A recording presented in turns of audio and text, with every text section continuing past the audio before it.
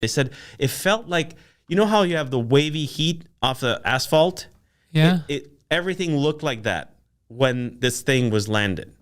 So they said, and there was not a lot of sound. So it's as if they were in another... Like a pocket. In like a pocket of something. Who knows, right? But they saw that. They experienced that, right? And then they saw... And then because, you know when something's wavy because of the heat, you don't see things properly because it's all distorted, right? So they're seeing this distortion.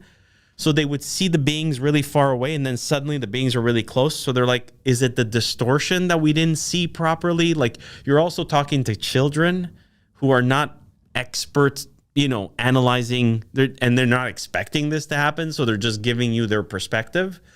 But these creatures were very far away, and they came very close really fast. And eventually, Liesl and Emily were side by side, and the creatures were literally an arm length away. So they saw them, and as Emily would say, they were 4K. Like, it was full.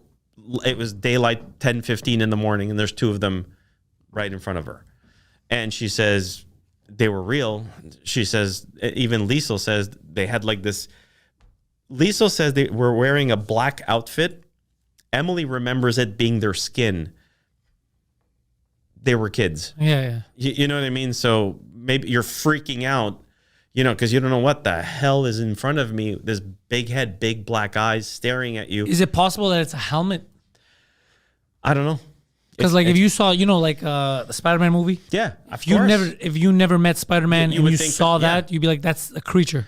I 100% will always be open to every possibility, because I have yet to meet one person who has literally fucked around with a real alien, touching them, you know. Yeah. I never, so a lot of people who've seen them have been, you know, abducted by them or have experienced it. I've never met, Bob Lazar worked on equipment. He never saw an alien. But he never saw an alien. So I've never met anybody who was like, yeah, I was the guy doing the autopsy on this thing. And so I don't know. Everything's possible. Because he told me about a theory that it's not, he doesn't know, but one of the theories is that this is us from the future. Yeah. Coming back to warn us. Yeah, it's possible. But is time travel even I told Bob Lazar said it is possible, but I don't see how it's possible. That's something that I love. It's my favorite sci-fi. Me too. Is time travel. Yeah, me too. Yeah. But I can't see how it's possible.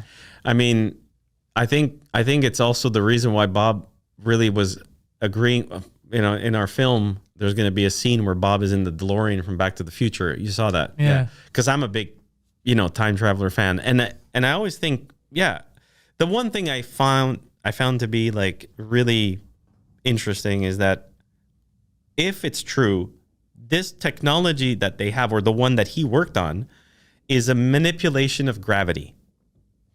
It's a simple, this machine was able to generate its own gravity field, gravity environment. Because we're only finding out now that what we were trying to describe gravity as, what we thought we knew, we might not understand. Exactly. Yeah.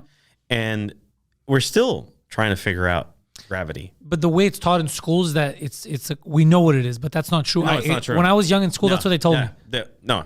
Yeah. Like it's the mass, the planet, and then now we're starting to figure out like, we know the effects of gravity. Yes, exactly. We know the effects of gravity. We don't know what causes gravity. People, you know, they could say, oh, it's mass creates gravity. Yeah, but still, we still don't have a definitive answer, or, you know, the government is not telling us. If they know, they're not telling us all the definitive answer. Maybe because there could be some kind of gravitational manipulation.